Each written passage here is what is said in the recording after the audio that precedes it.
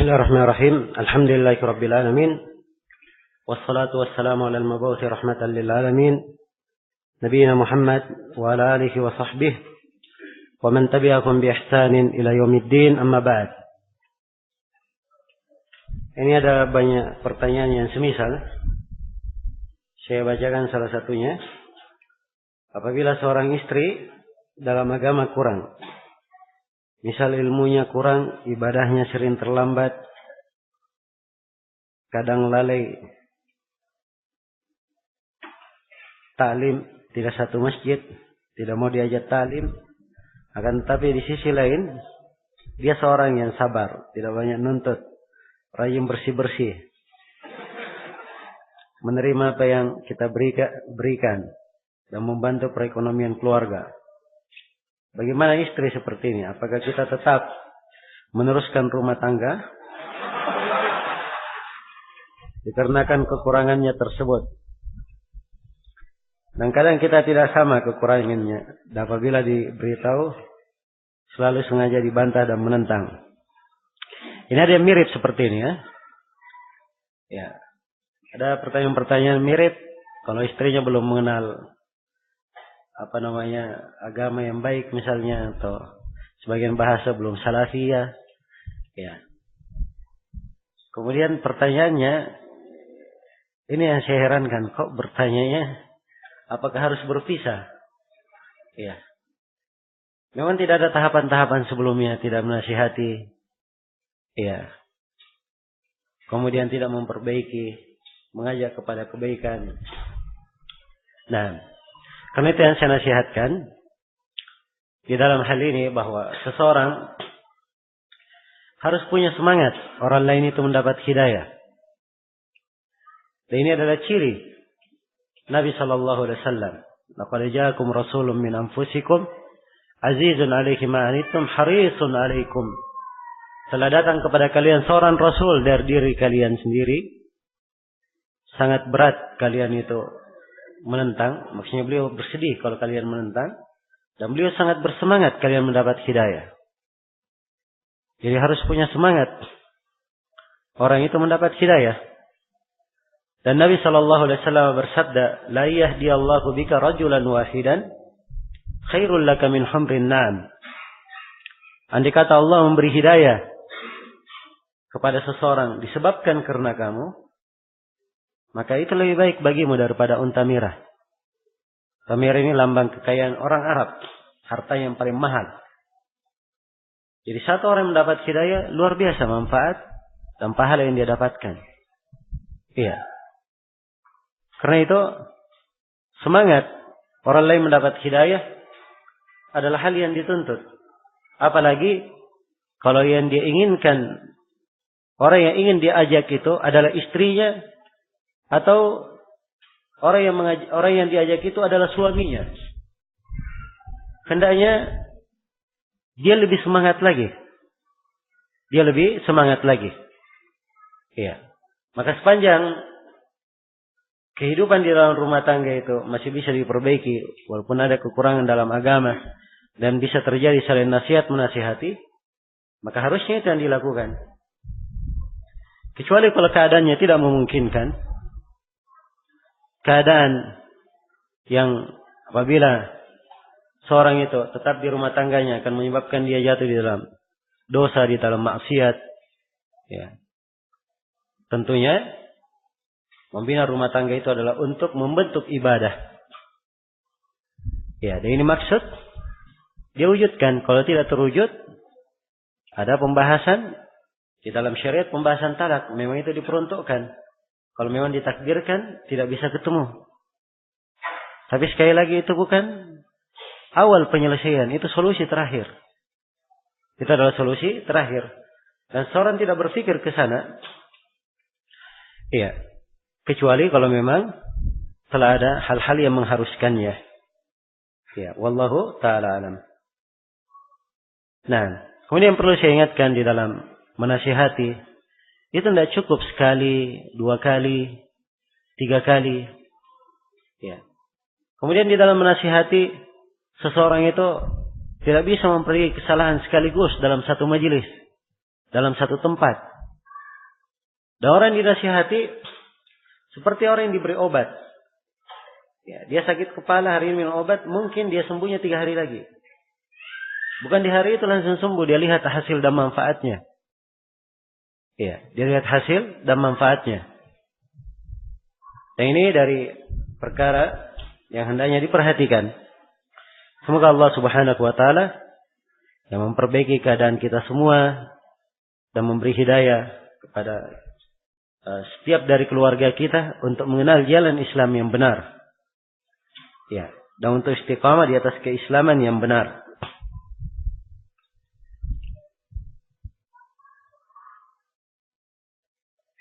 Apakah seorang suami harus menceritakan kelemahan atau kekurangannya pada calon istrinya? Misalnya terkait dengan kesehatan reproduksinya? Ya. Dalam pembahasan nikah ada namanya aib-aib di dalam nikah, al-uyub fin nikah. Kalau aibnya tersebut adalah aib yang memang merugikan perempuan, atau sebaliknya aib si perempuan merugikan laki-laki, maka ini harus dia beritahukan. Kalau dia tidak beritahukan, terjadi pernikahan, maka setiap dari keduanya yang merasa dirugikan punya hak fasakh, punya hak untuk berpisah. Ya, jadi perpisahannya dalam artian dipisahkan, si istri tidak mengembalikan mahar, tidak. Tapi ini babnya bab al-khiyar, bab yang ia diberikan pilihan. Karena itu kalau ada aib pada sesuatu yang hal tersebut ya dimaklumi, maka dia menceritakannya. Dia menceritakannya agar supaya diketahui jenis dari aibnya.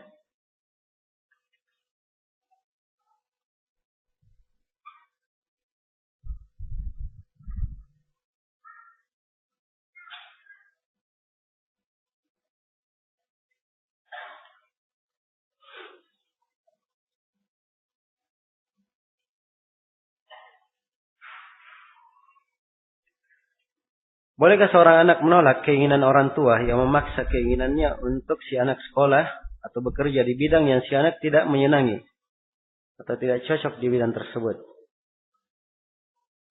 Ya, ini banyak sudut ya dalam hal ini. Yang pertama di sini yang paling penting terkait kemampuan. Dia mampu atau tidak dalam hal itu.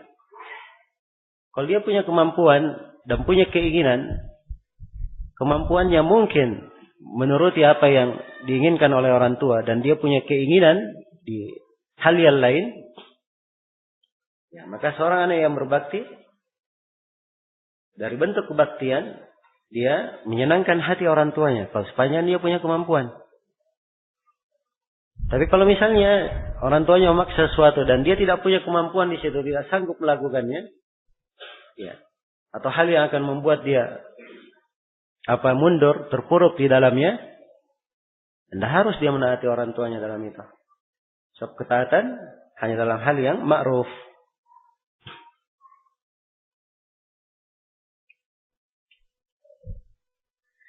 Seorang pemuda yang merasa wajib menikah, akan tetapi tidak bisa mencari nafkah karena terhalang dengan studinya, bagaimana hukumnya? Ya, seorang yang menikah dan belum mampu menikah, ya, kewajibannya adalah dia memperbanyak berpuasa. Karena Nabi sallallahu alaihi wasallam bersabda, "Ya ma'asyaras syabab, man istata'a minkumul ba'a falyatazawwaj, fa innahu aghaddu lil basari wa ahsanu lil farj. Wa man lam yastati' fa 'alayhi bis shawm, fa innahu lahu wija'." Wahai sekalian anak muda, siapa di antara kalian yang mampu untuk menikah, hendaknya dia menikah. Karena pernikahan itu lebih menundukkan pandangan mata dan lebih menjaga kemaluan. Dan siapa yang belum mampu, hendaknya dia berpuasa. Karena puasa memutuskan syahwat. Puasa itu memutuskan syahwat. Ya, kalau dia mampu menikah, hanya saja alasannya tidak bisa mencari nafkah, itu perkara lain. Ya, sekarang dia merasa wajib menikah. Harus dia jaga kehormatan agamanya. Dia punya biaya, kemampuan untuk menikah. Iya. Maka dia tunaikan pernikahan. Adapun di dalam mencari nafkahnya, ya, dia jangan menebak-nebak dengan kalimat tidak bisa mencari nafkah. Sebab bukan dia menentukan rezeki. Allah Subhanahu wa taala yang menentukan apa? Menentukan rezeki seseorang.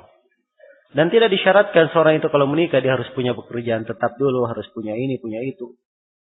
Ya, kalau disyaratkan seperti itu, akan banyak pernikahan yang tertunda. Dan itulah yang menyebabkan terjadinya banyak maksiat di masa ini. So, orang-orang kalau mau menikah, ya, pikirannya terlalu banyak. Lebih suka melakukan maksiat daripada apa? Dari menikah, waliyadzubillah. Nah,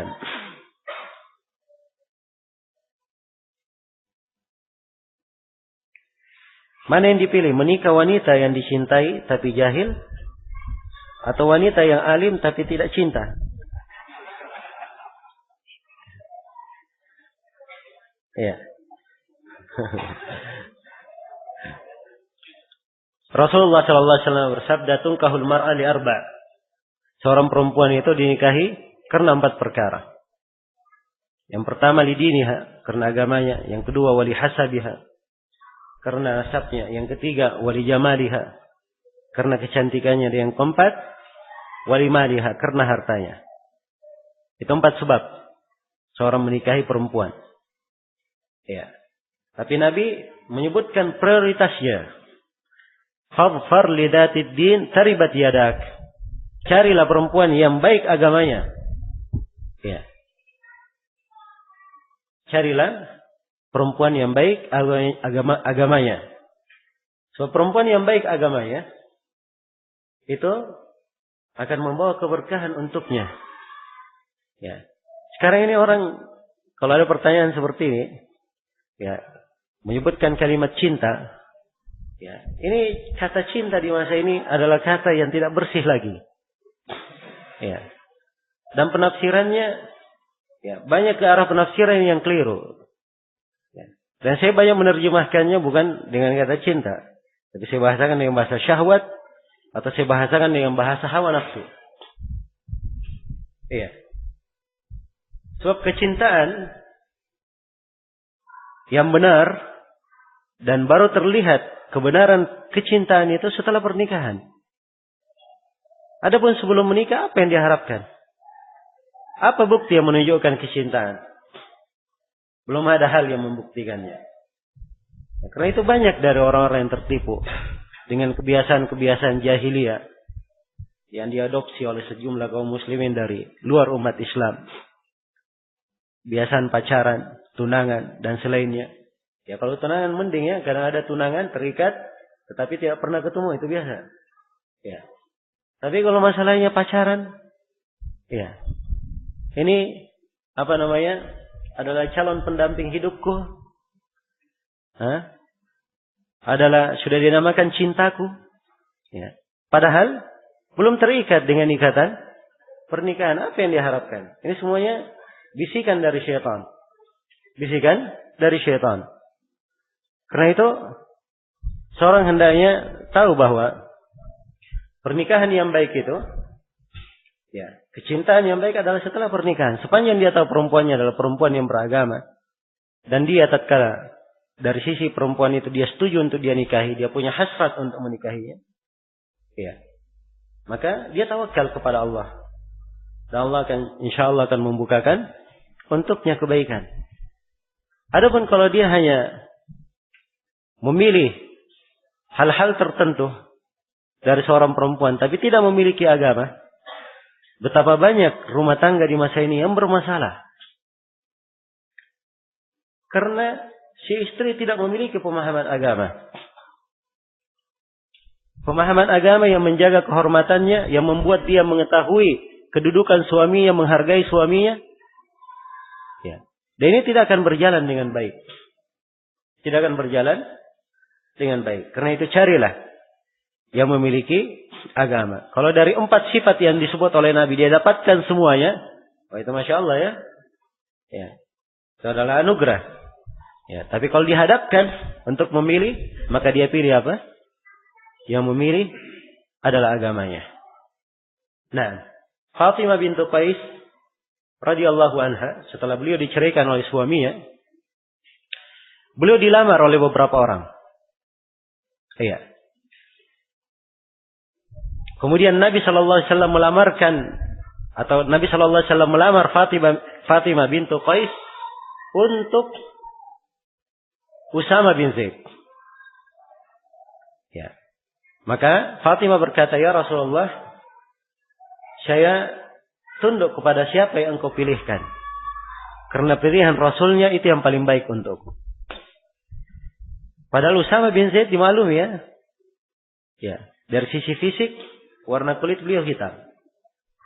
Beliau ya, dimaklumi ayahnya dulu adalah budak Rasulullah, dibebaskan. Dari sisi keturunan dimaklumi nasab beliau. Fatimah bintu Qais keturunan Quraisy. Keturunan Quraisy. Tapi dia terima nikah tersebut karena apa? Rasulullah yang memilihkannya. Apa yang terjadi setelah pernikahan? Fatimah berkata, "Saya sangat bangga sekali dengan suamiku." Ya.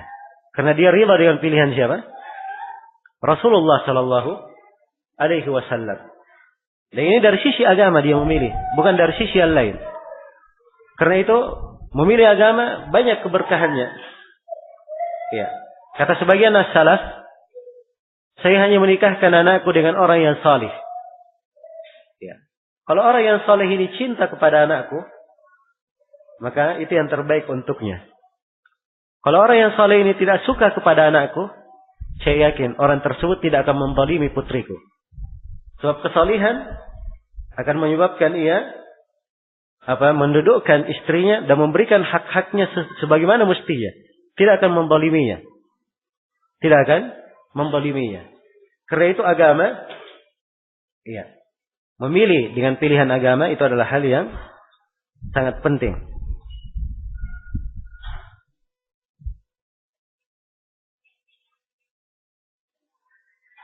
Ya, bagaimana cara yang baik memberitahu istri kita kalau kita ingin menikah lagi?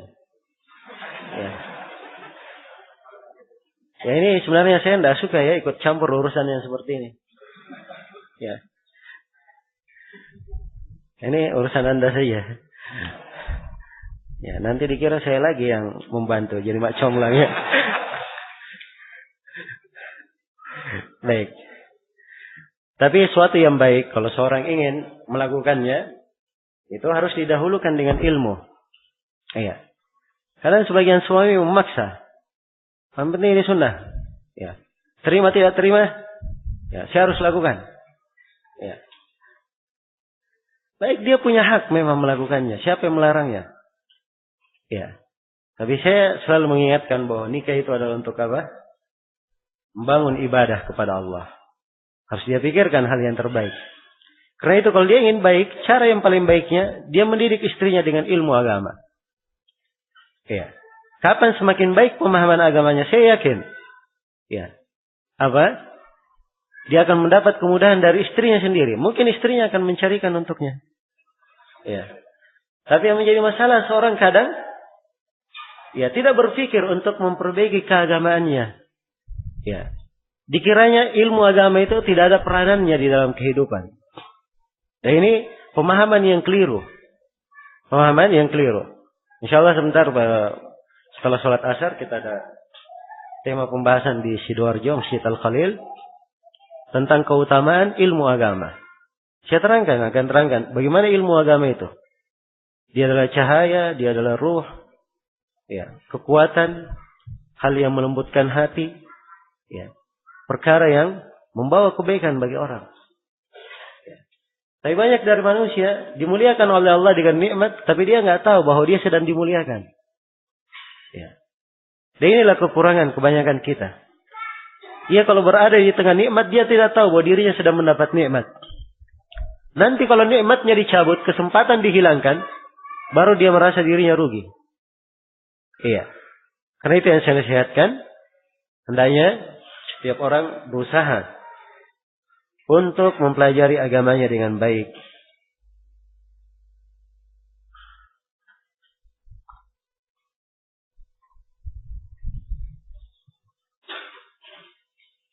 Bolehkah menunda sholat sunnah bersama istri pengantin baru karena istri terkena haid dan suami baru kembali dari safar setelah beberapa bulan? Iya. Kalau istrinya sedang haid, tidak boleh sholat. Jelas ya? Namanya sholat pernikahan itu hukumnya sunnah. Bukan wajib. Ya, kalau misalnya pulang dari safar, dia lakukan. Tidak ada masalah. Ini dibangun di atas pendapat para ulama yang menguatkan hadits sholat 2 rakaat bagi siapa yang apa? Baru menikah. Ya. Adapun saya sendiri, saya pernah berlalu hadits itu. Dan saya belum punya alasan yang kuat untuk menguatkannya. Karena di dalam jalur-jalurnya terdapat kelemahan-kelemahan yang tidak bisa dikuatkan.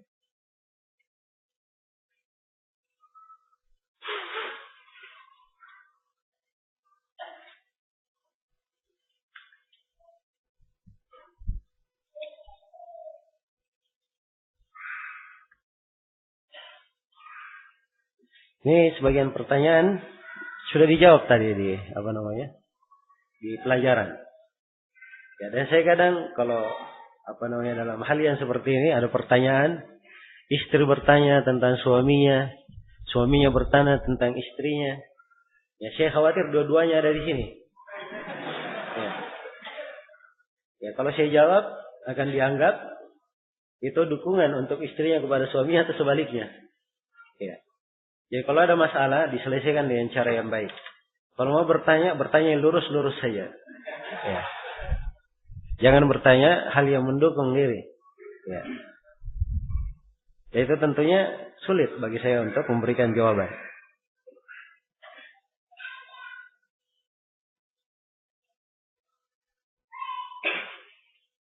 Apakah diperbolehkan dalam syariat jika istri ikut bekerja atau membantu bisnis suaminya?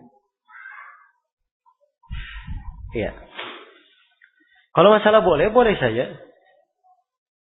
Iya. Masalah boleh saja. Sebab asalnya Allah Subhanahu wa taala berfirman, "Wabtagu min fadlillah", carilah dari keutamaan Allah. Dan asal segala sesuatu itu adalah dihalalkan. Diperbolehkan, kecuali kalau ada dalil yang melarang. Perempuan kalau dia membantu suami,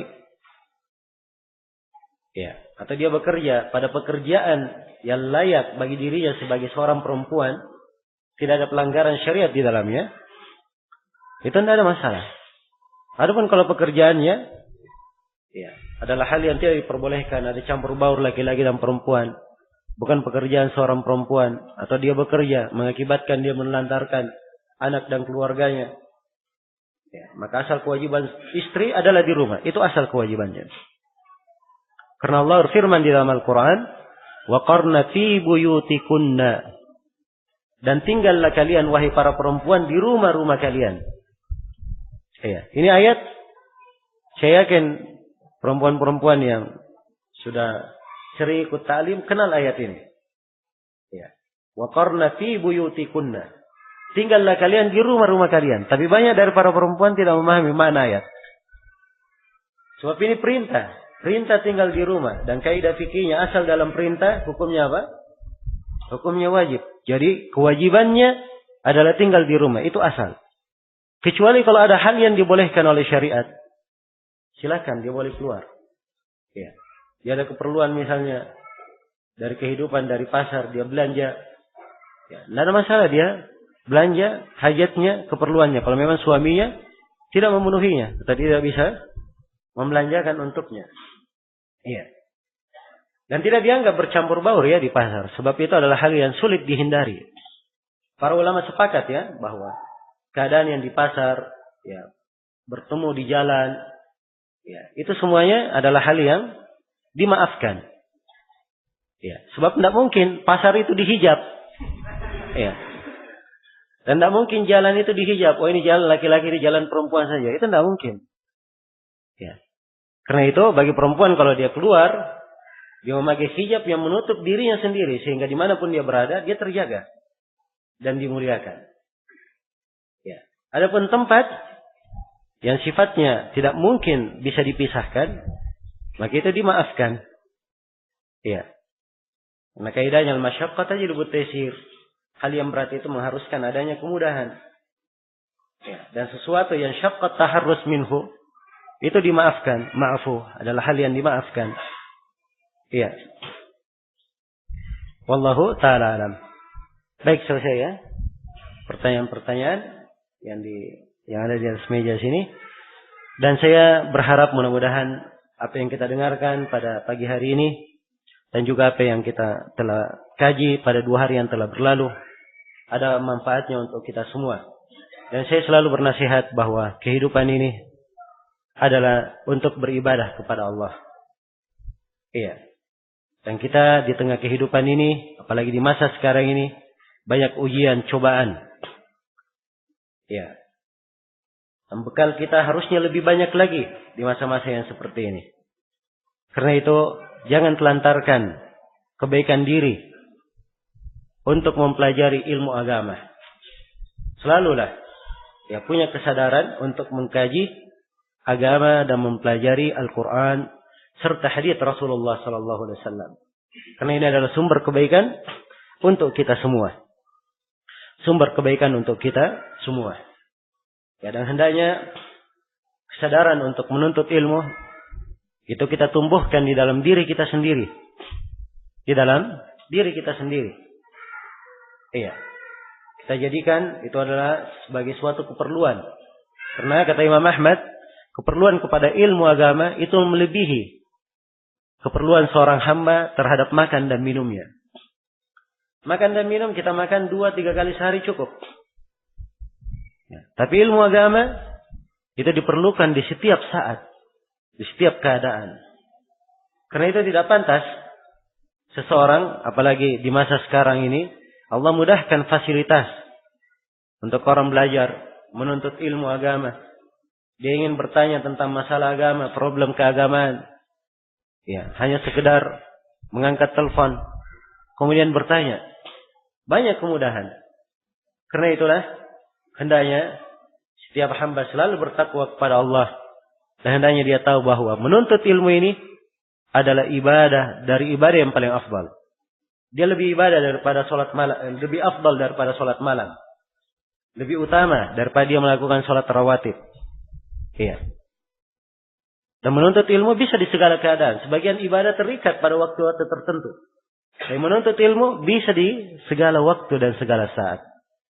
Semoga Allah Subhanahu wa taala memberkahi kita semua dan selalu memberikan kepada kita cahaya, taufik, bantuan dan rahmatnya di dalam kehidupan ini.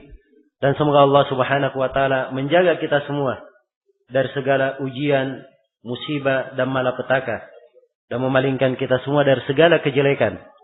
Dan semoga Allah Subhanahu wa taala selalu memberkati kebersamaan kita di dalam majelis ini dan selalu memberkahi kita, keadaan kita sebagai seorang hamba kepada Rabb-Nya ataupun sebagai seorang hamba yang telah berumah tangga, seorang hamba di tengah masyarakatnya dan di dalam negerinya. Dan semoga Allah Subhanahu wa taala menjadikan kita sebagai orang-orang yang berberkah dimanapun dia berada, membawa kebaikan bagi manusia dimanapun dia berpijak. Innahu waliyu dzalika wal qadiru alaih. Tentunya banyak kekurangan pada pertemuan yang telah berlalu dan saya mohon maaf atas kesalahan-kesalahan tersebut dan saya berterima kasih sebesar-besarnya kepada semua pihak yang menjadi sebab terselenggaranya acara ini. Semoga Allah Subhanahu wa taala melimpahkan kebaikan dan rahmatnya untuk mereka dan melipat gandakan pahala. Dan semoga Allah Subhanahu wa taala menutup kehidupan kita semua dengan husnul khatimah dan memuliakan kita semua kelak di kemudian hari dengan surganya yang penuh dengan kemuliaan dan rahmatnya. Akhirul kalam, subhanakallahumma bihamdik, asyhadu an la ilaha illa anta, astaghfiruka wa atubu ilaik, walhamdulillahi rabbil alamin, wassalamualaikum warahmatullahi wabarakatuh.